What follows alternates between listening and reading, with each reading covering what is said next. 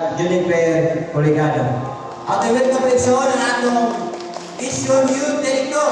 No? Atong Mission Youth Director. At welcome person ang atong pong Youth Director sa layo ng Kingsunan. Siya, before crossing sa Mountain View College, isa na kanto.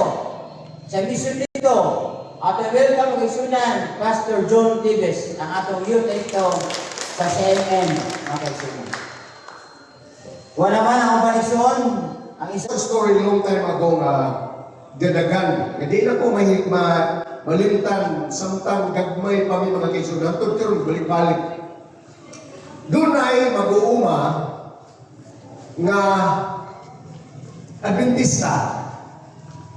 Nasa Ikabaw, idaron niya kung simana, Domingo, Lunes, Santo Birnes, pagkasabado, pahuway ang Kabaw. Karon kayo saon ka maning ating tanong naman yung mga silingan ng mag-uuma, wa makahubag padaron.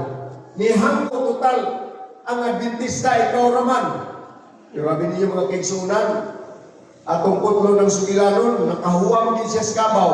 Ipatuna, isangunan o giugo, daro, pero sa kunsao, bunal ng kaigsunan sa Kabaw. Sa badong dako, di gyud mulihok. Latoson naman niya tamang-tama mga kaigsunan. Huwag yung kulihog, matingala lang siya karon kay sakit-sakit na magiging bunal, hinglingi bitaw ng karabaw, unya miingon, hinumduman mo ang adlaw ipapahulay sa pagbalaan ni. Kadumong-dumong na nasa Bilanon. Ambot kong tinuod, pero ang labing matuod mga kaigsunan, kung ang tao bisag dili muali ang kaigsunan mauna ang kasing-kasing ni Kristo o kon ang kinaya ni Kristo muanha nimo mga kaigsunan.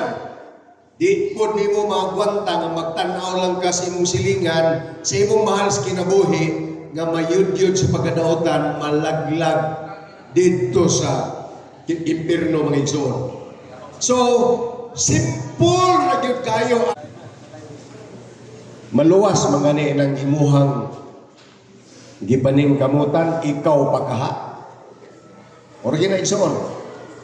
Dili worship, dili attend og fellowship, maoy makaandam nimo sa pagbalik sa Ginoo mga igsoon. Usbo na ko. Dili mayong binuhatan, dili pagkabuutan, dili pag-worship, dili ang sige rag-ampo mga kaigsunan ang muandam nimo sa pagbalik sa Ginoo. Ang muandam nimo kana ragyong nagtrabaho ka, nangabudlay ka alang sa lahi nga kalag para sa gingharian sa Ginoo.